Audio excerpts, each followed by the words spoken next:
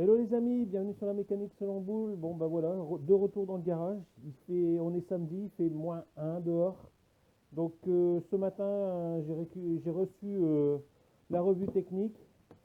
Au moment où je tourne cette vidéo, bah, cet après-midi vers 15 heures, on a atteint les 4000 abonnés.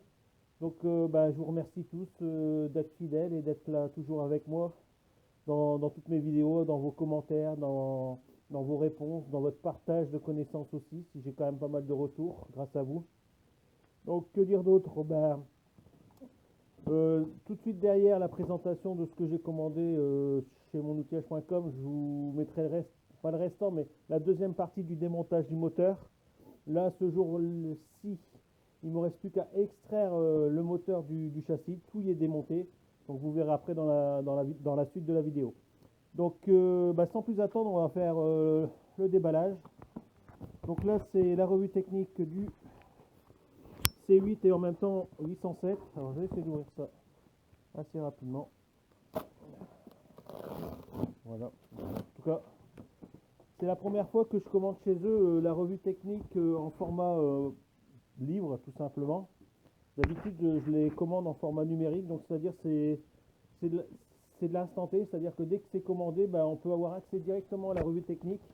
Donc en général, je fais ça parce que quand j'en ai besoin, c'est tout de suite. Bon là, j'ai préféré commander le livre parce que bon, en numérique c'est bien, mais je préfère quand même avoir le format papier. C'est quand même beaucoup plus agréable, on peut le prendre partout. En plus, bon bah ouais, il fait une belle petite épaisseur. Donc je commande ça chez Revue Technique Automobile. Hein, je vous mettrai le lien, tout manière, je mets assez souvent le lien des RTA dans les descriptions.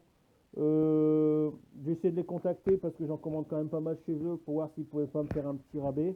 Mais bon, bah, apparemment ça les intéresse pas trop non plus. Mais bon, ça n'empêche que c'est des très bons produits. Donc du coup, même sans aide et je paye le prix comme tout le monde, bah, je leur fais quand même un petit coup de pub. Voilà, ceci est fait. Ensuite, donc là, je vous mets tout de suite le lien, un petit lien en dessous dans les infos pour ceci. Alors c'est le portique qu'on fixera sur la chèvre. Donc je vous mettrai le lien vers la chaîne à mon ami Fifi, juste au-dessus. Et lui a déjà fait la présentation du produit. Donc je ne vais pas refaire la présentation du produit. Pour ceux qui me suivent, il y en a une grande partie qui vont aussi voir les vidéos de mon ami Fifi. Donc vous irez voir. Bon bah voilà, ça tombera pas plus bas. Vous irez voir la présentation de cette potence de chez BGS qui permet de basculer le moteur sur la droite ou sur la gauche et de ce fait pouvoir vraiment, enfin j'espère que ça va m'aider pour pouvoir sortir le moteur du C8 et celui du 807 aussi d'ailleurs. Hein, si j'ai vraiment pas de place, j'espère pouvoir le sortir par devant, donc ça va me permettre de jouer avec l'inclinaison du moteur. Donc pour ceci, info, direction chez Fifi. Il vous fait la présentation de ce produit qui est très bien fait. Voilà. Alors je passe ensuite à ceci. Alors je ne l'ai pas ouvert, mais je pense que j'ai vu un peu grand. J'ai voulu commander des chandelles parce que bon bah j'ai deux jeux, j'en ai un ancien et mon jeu Facom. Bon bah comme là j'ai déjà un jeu sur le C8. Bah, il y a des moments où moi je continue à travailler malgré que les voitures sont immobilisées, donc il me fallait un autre jeu. J'ai voulu prendre 6 tonnes pour être tranquille, mais quand j'ai vu la taille du colis, je me suis dit les chandelles ils vont être monstrueuses. Donc, je vous en sors une, si j'y arrive. Voilà. Alors j'ai peut-être vu un peu grand, mais ça c'est une chandelle maximum 6 tonnes. Donc je pense que une fois que j'aurai mis le prochain véhicule, ce sera sûrement le 807. Quand le 807 il sera posé sur ces chandelles là, je vais pouvoir passer à l'aise. Pourtant je suis pas light, mais là je pense que même mon ventre il va passer en dessous. Voilà, en tout cas bah, c'est du matériel de qualité. Bon, j'aurais dû peut-être prendre le 3 tonnes pour finir, mais bon, ils serviront quand même, vous inquiétez pas. Alors ça, c'est ce qui concerne les chandelles. Je vais mettre ça par terre. Alors déjà que j'avais pas beaucoup de place avec la chèvre, avec la presse, avec le support moteur, je me retrouve avec des,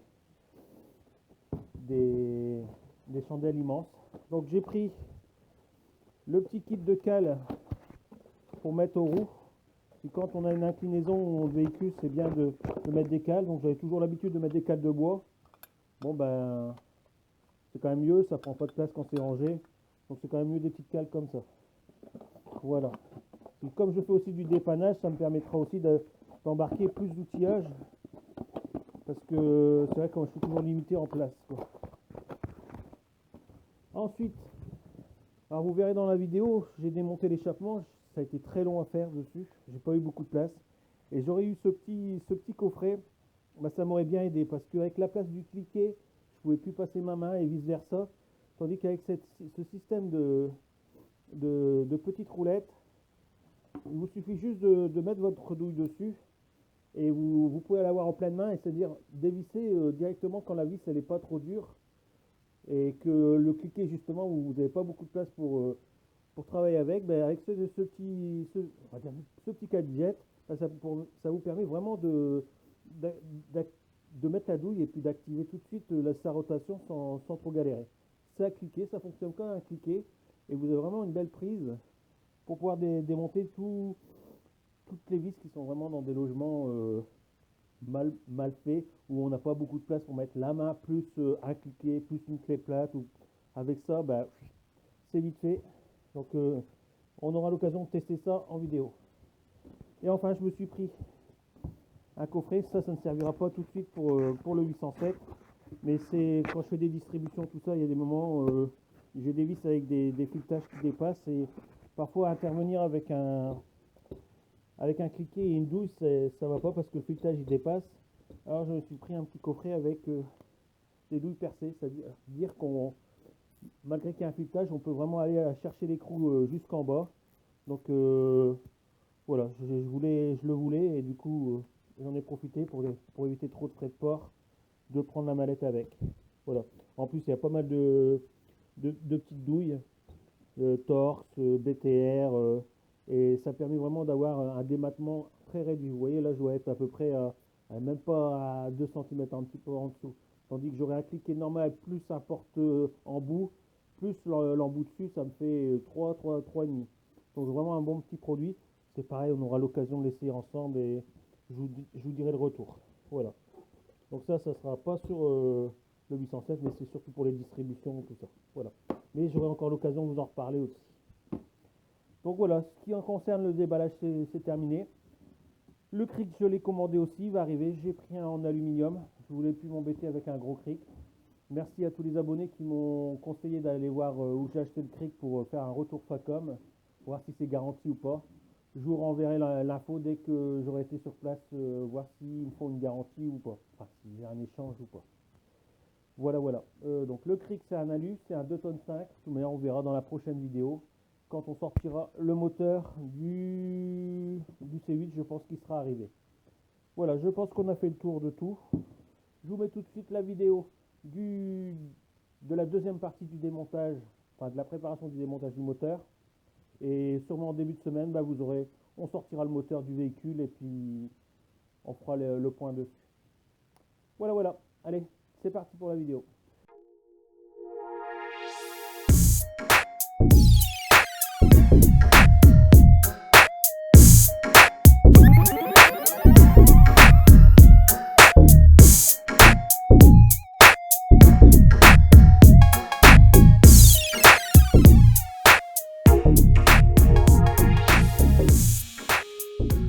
Allez, c'est parti. Prochaine étape, on va commencer à enlever ce qui traîne à droite et à gauche. Donc, on va enlever le support de tuyau direction. On va mettre ça sur le côté. Hop. Je vais enlever mon petit bac. Je vais mettre un peu plus bas.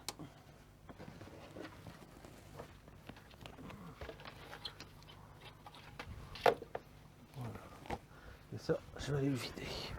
Alors, Prochaine étape, le compresseur de clim.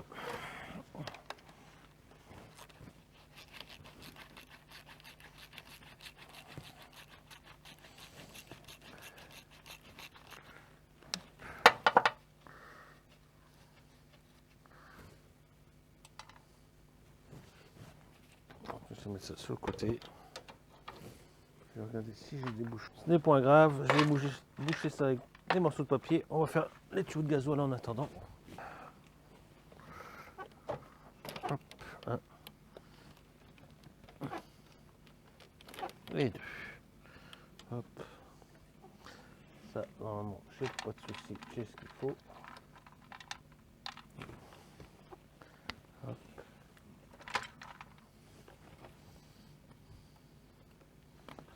Voilà.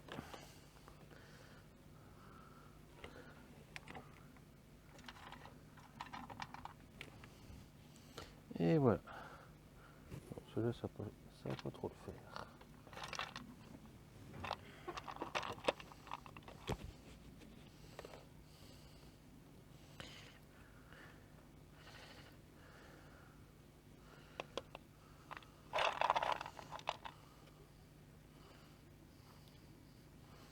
Peut-être changer celui-là là.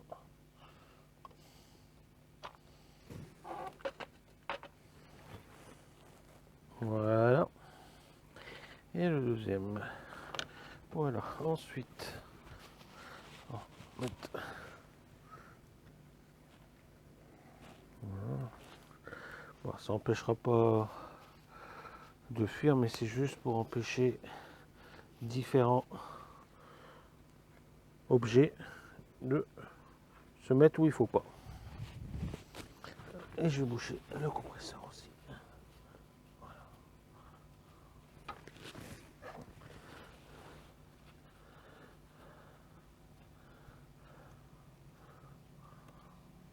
Voilà, bon.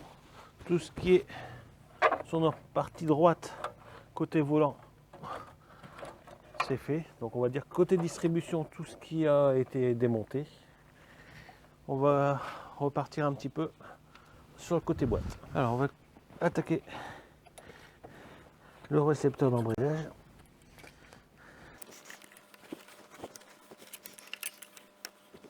Voilà. Donc une fois que vous avez fait un demi-tour, le récepteur d'embrayage se retire. Ça évitera de faire des purges.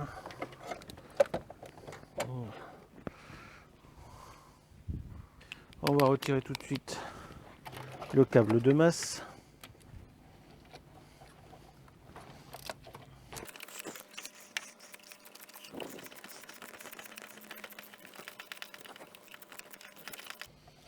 Voilà.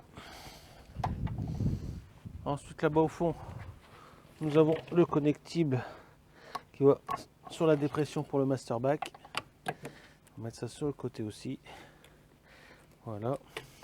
J'en profite pour retirer ici le support pareil des tuyaux, des petits moteurs de tuyaux de dépression. Donc quand j'aurai le nom exact, je vous le mettrai dans le descriptif. J'ai pas trop le nom en tête.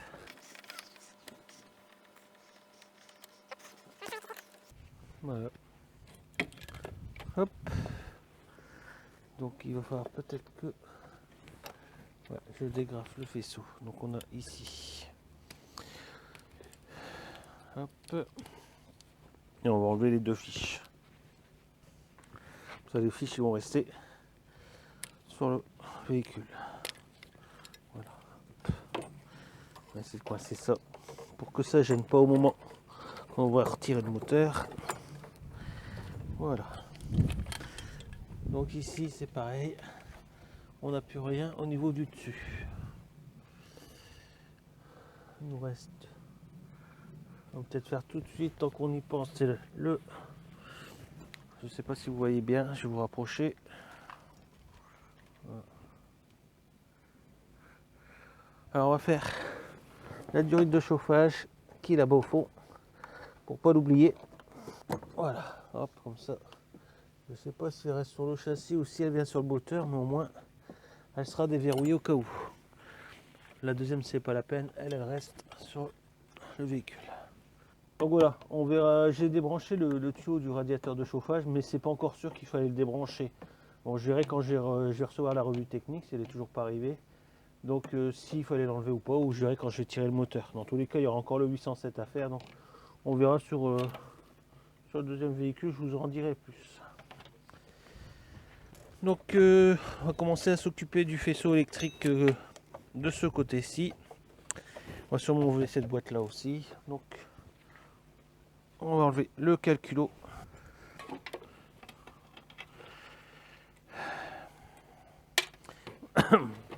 Donc voilà. En plus, je viens de m'apercevoir que la caméra n'était pas dans l'axe du calculateur. Du coup, je ne sais pas si vous avez vu grand chose. Mais bon, le plus important, c'est de démonter le faisceau qui va au calculo. Donc du coup,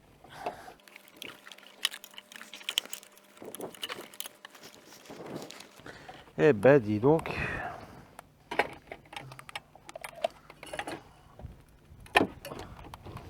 Là, c'est censé venir tout seul, quoi.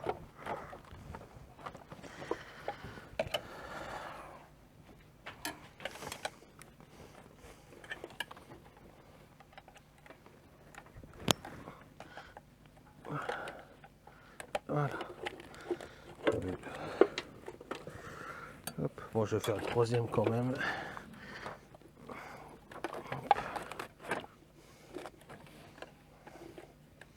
Voilà.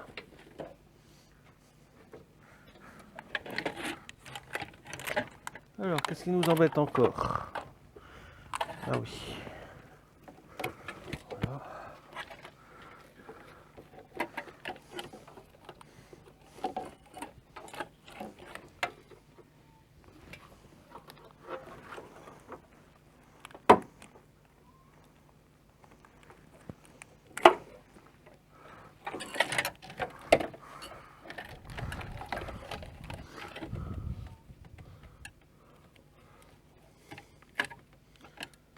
Alors encore une agrafe de faisceau derrière et normalement ça devrait aller.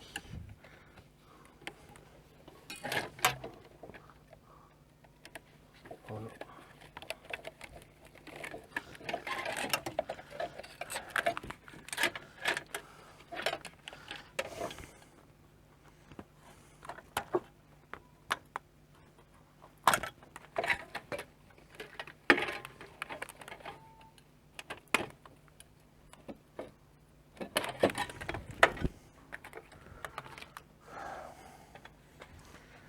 Calculateur moteur enlevé.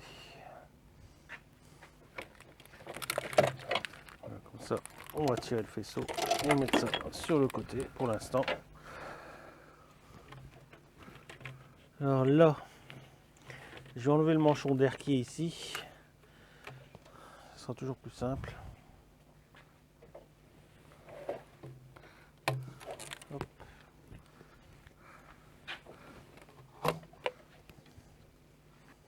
Donc ensuite, on va retirer la durite d'eau. Voilà. Donc voilà, la durite de liaison entre la durite en fer qui est sur le châssis et puis ça c'est sur le moteur. Voilà, donc on va enchaîner sur la tringlerie. Donc voilà, on attaque les agrafes en U qui sont sur la tringlerie de vitesse. Donc il vous suffit juste de tapoter tout doucement pour qu'il s'extrait vers le bas. On l'a une. On fait la deuxième. On l'a deux. Ensuite, il vous suffit juste d'appuyer sur le genre de bouton qu'il y a à la hauteur. Et voilà.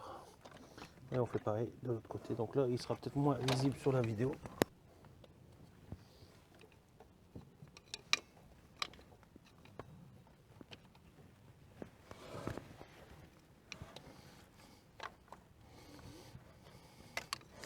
Voilà.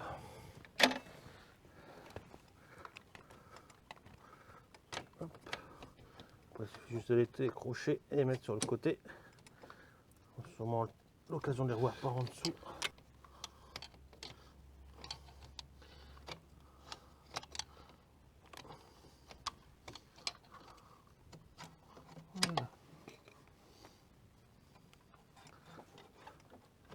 Voilà, ça c'est fait. Donc pour moi, pour le dessus c'est terminé. Allez, on va se retrouver au niveau des transmissions pour attaquer les cardans. Donc voilà, nous allons mettre la boîte en vidange. Hop.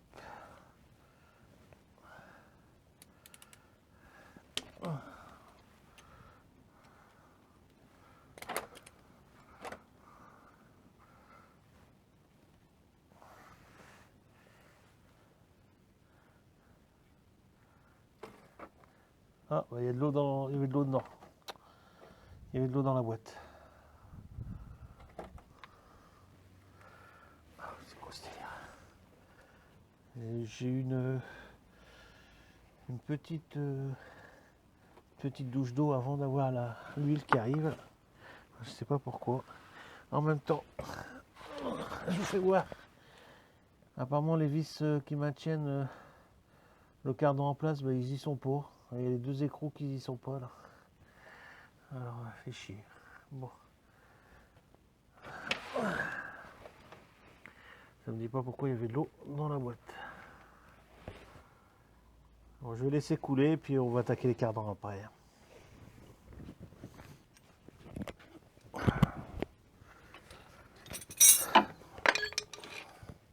On va commencer par enlever l'épingle.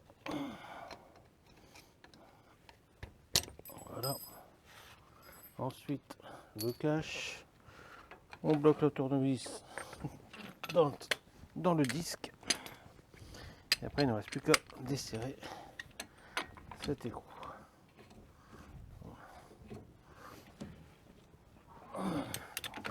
Voilà, c'est tout simple. Si vous n'avez pas un gros cliquet comme ça, il vous suffira juste un bras de force, ça ira.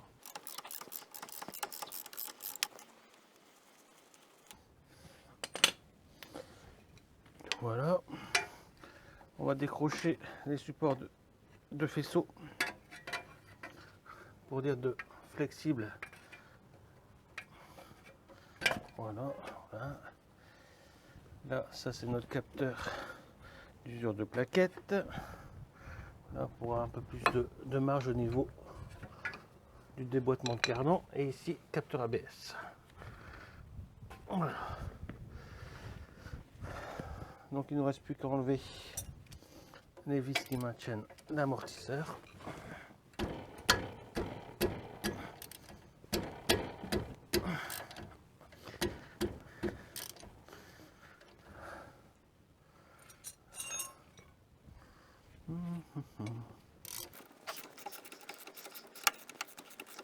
Le cardan qui est percé.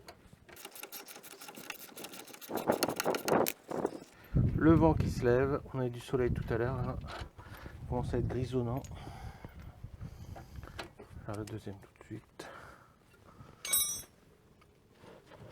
Oh putain. Voilà. Ah bah. Hop. On a le vent qui se lève aussi d'ailleurs.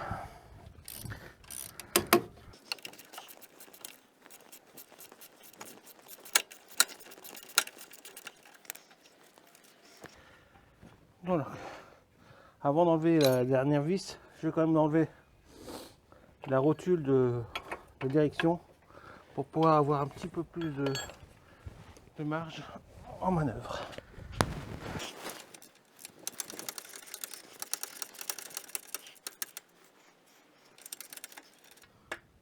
Voilà. J'ai cherché l'arrache rotule.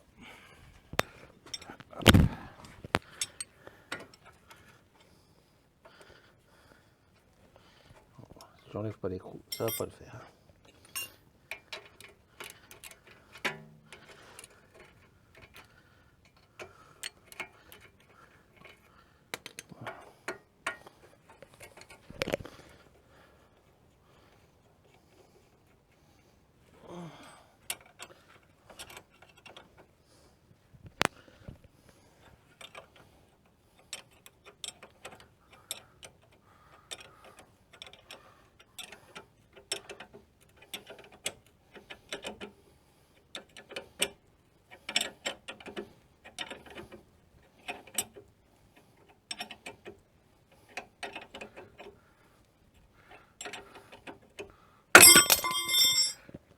impressionnant quand même. Hop. Alors mettre mon deuxième gant et on va extraire le cardan.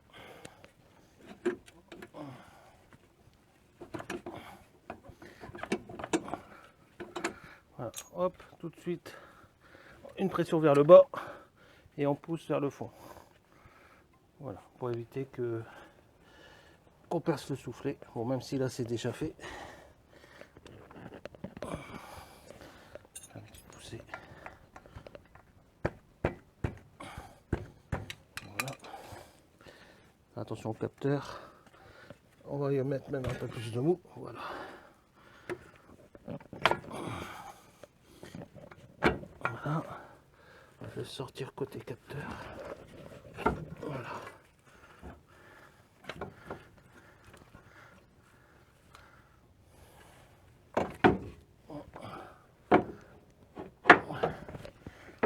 Tout juste. Hein. Voilà, un arbre de transmission. Ah, j'ai cassé le fil, il faudra que je remette une cosse. Donc voilà, ça c'est fait. On va remettre tout de suite une vis dessus.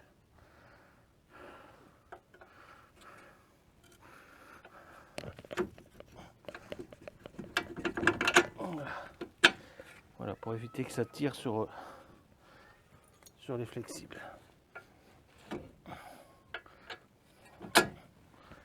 Voilà, voilà.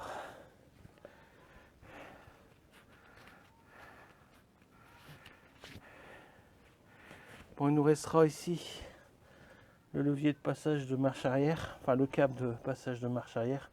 On va l'enlever après. Enfin, je pense que c'est ça. On va vérifier, mais je pense que c'est ça. Allez, à tout de suite. Je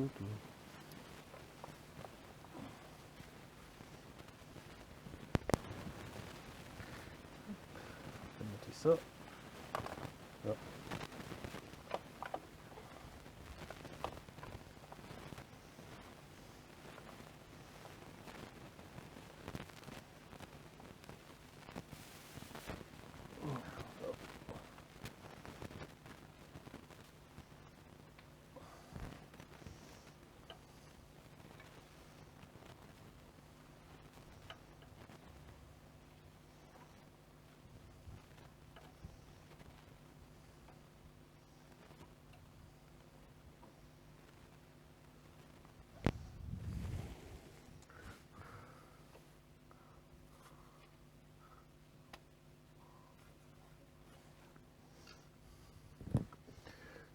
Tout.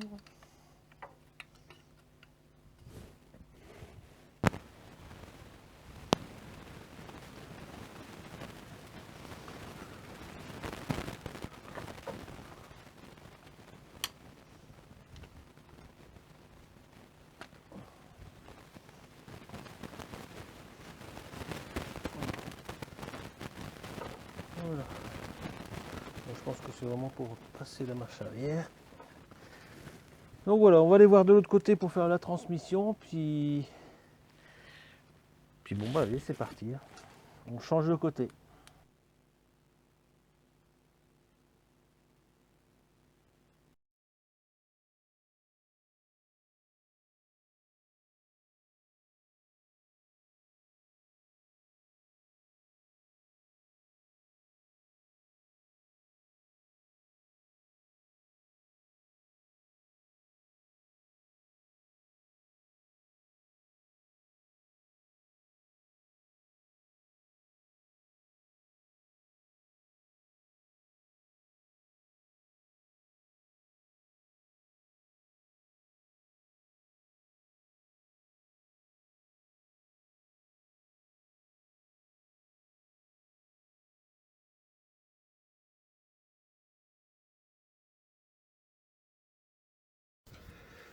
Hop.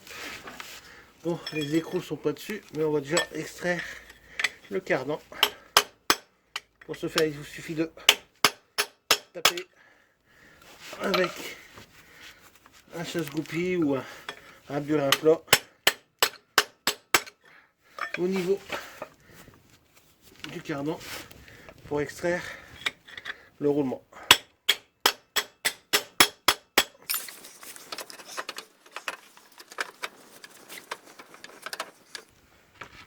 Je vais reprendre là-bas.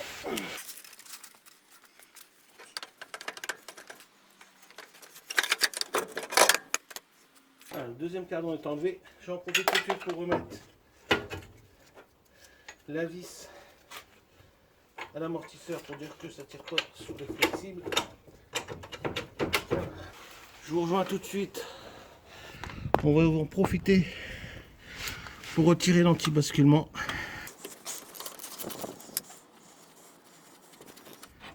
Voilà. 18 pour l'arrière.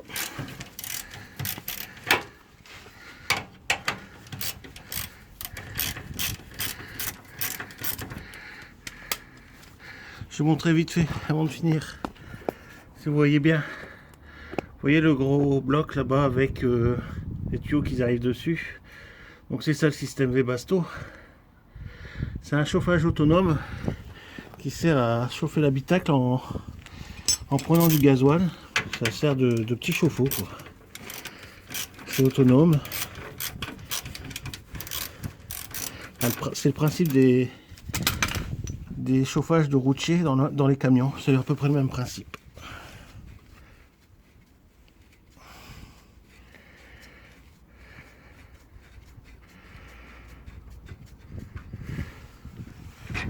Voilà, anti-basculement, c'est ok.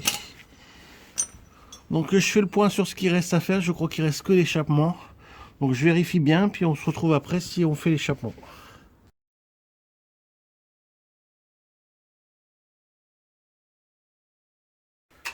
Bon allez, j'attaque. Je sais pas si vous allez voir sur la vidéo, mais je peux pas faire autrement.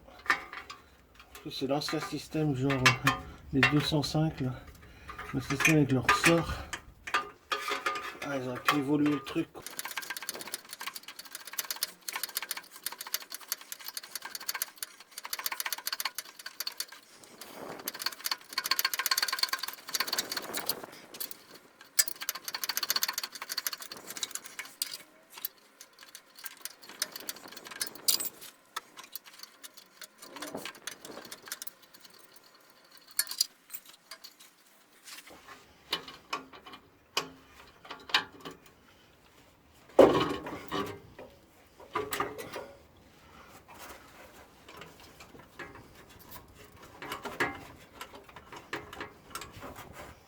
Voilà. Donc voilà les amis, j'espère que la vidéo vous a plu. J'espère que vous serez aussi nombreux à regarder cette vidéo que vous avez été à regarder la première partie du démontage qui a 2 jours, parce que j'ai jamais eu autant de vues sur 24 heures. C'est-à-dire qu'on est arrivé aujourd'hui à 15 h à 4000 abonnés. Je suis dépassé le stade des 4000 vues sur la vidéo précédente. Alors j'espère refaire exactement la même chose sur la vidéo d'aujourd'hui. Que dire d'autre? Pendant que vous regarderez cette vidéo, moi je serai en train d'étudier le livre pour voir comment on démonte un moteur de C8. Mais bon, dans tous les cas, il y aura toujours des infos dont j'ai besoin, ou peut-être aussi des appellations pour ne pas me tromper, comme je me suis trompé dans la première vidéo sur le BSR, alors que c'était BSM. Je pense que toutes les infos qui me manquent qui seront dans ce livre. Sinon, que dire d'autre? Tout simplement à très bientôt sur la mécanique selon boule. Allez, ciao.